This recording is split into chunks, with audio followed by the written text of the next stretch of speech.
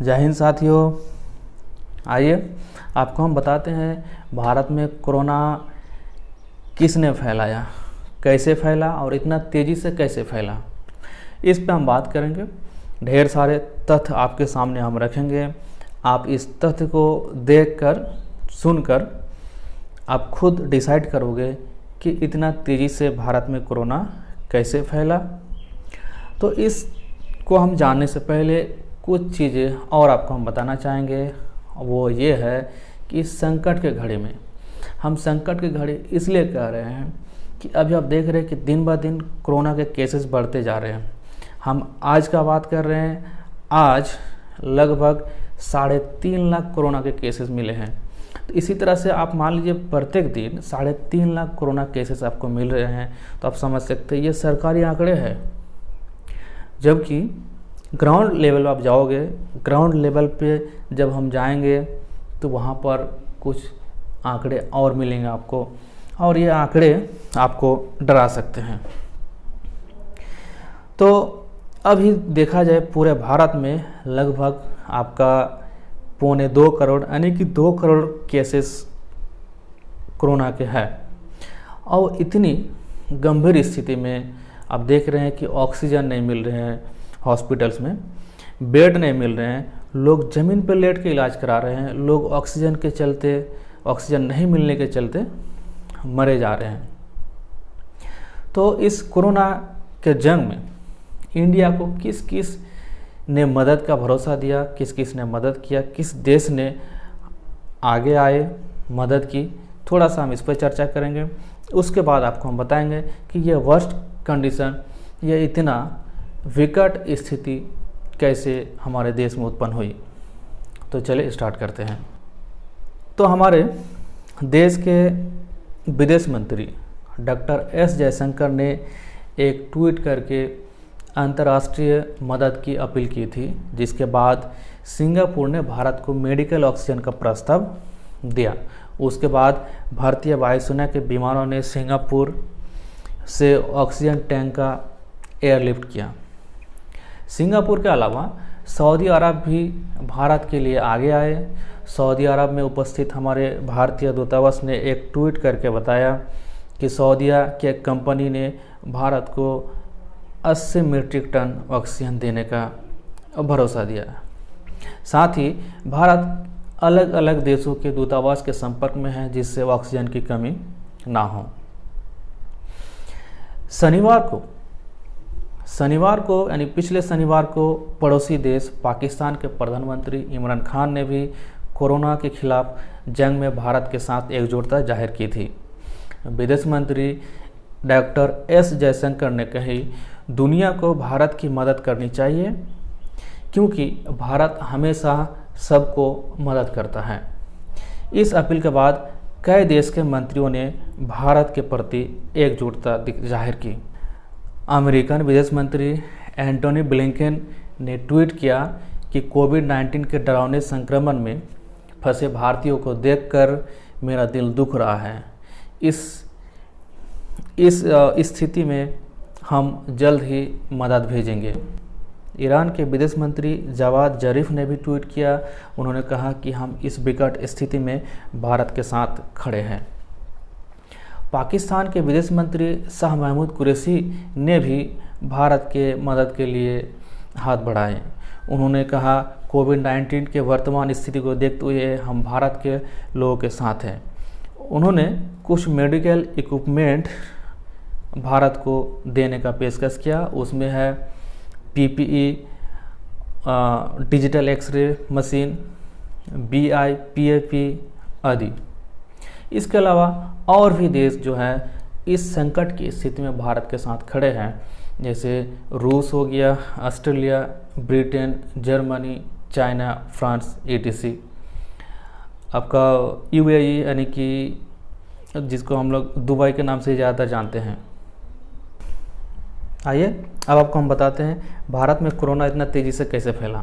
तो इसका फैलाने का जिम्मेदार कौन है, आप खुद देखिए। आपको हम बताते चलते हैं, आप खुद तय करोगे कि भारत में कोरोना किसने फैलाया, और जो भी आपको लगे कि इसने फैलाया, उसने फैलाया, फलाना डिम का जो भी हो, आप हमको कमेंट करके बताओगे कि इसने फैलाया या उसने फैलाया, वो आपका निजी राय होगा, आप जो इससे समझोगे।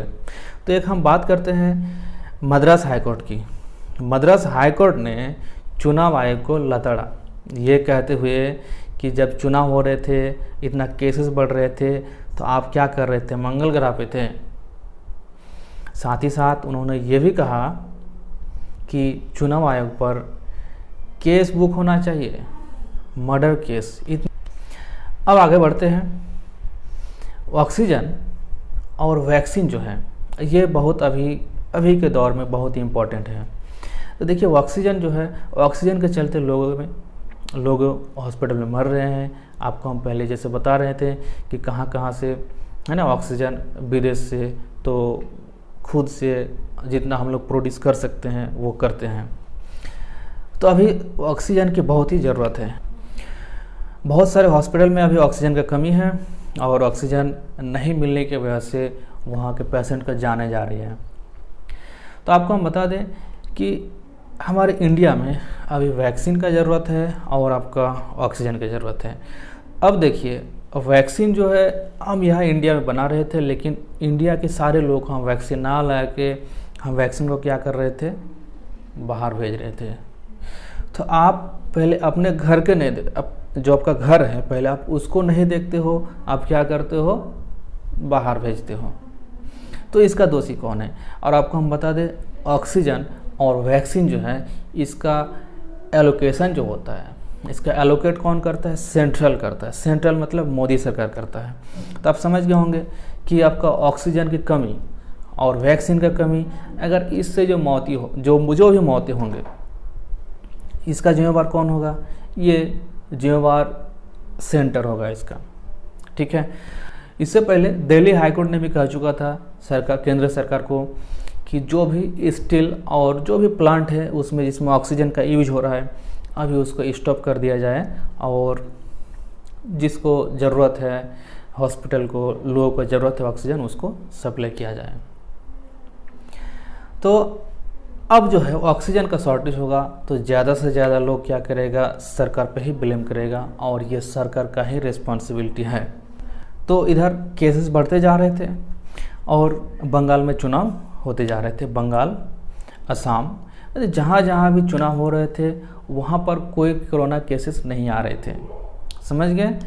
और चुनाव में देखे होंगे हमारे प्रधानमंत्री राहुल गांधी, ममता बनर्जी सारे पूरे भीड़ लेके चुनावी रैली कर रहे थे।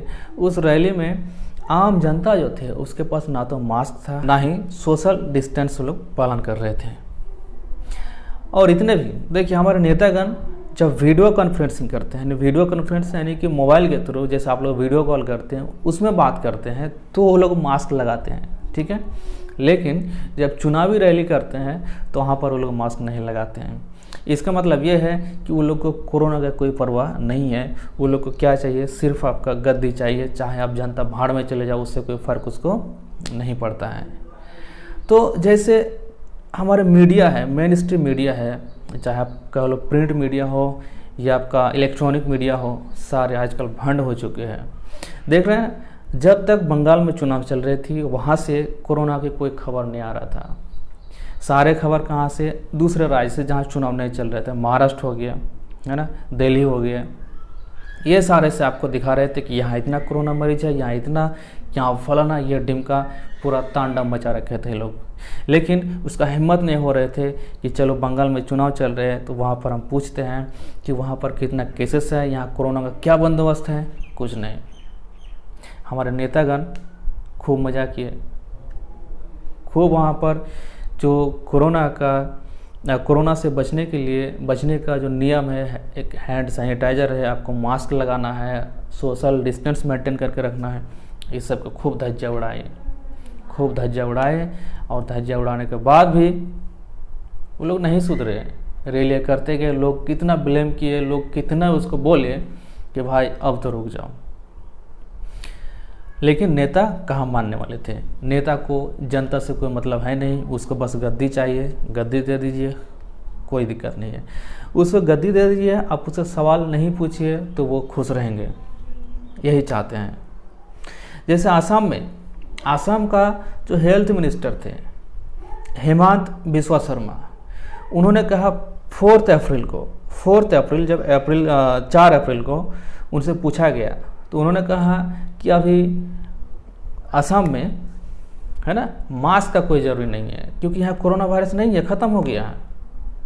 अब वही आदमी फिर क्या कर रहा है, आपका 20 दिन बाद यानी 25 अप्रैल को भूटान से क्या कर रहा है, आपका ऑक्सीजन मंगा रहा है।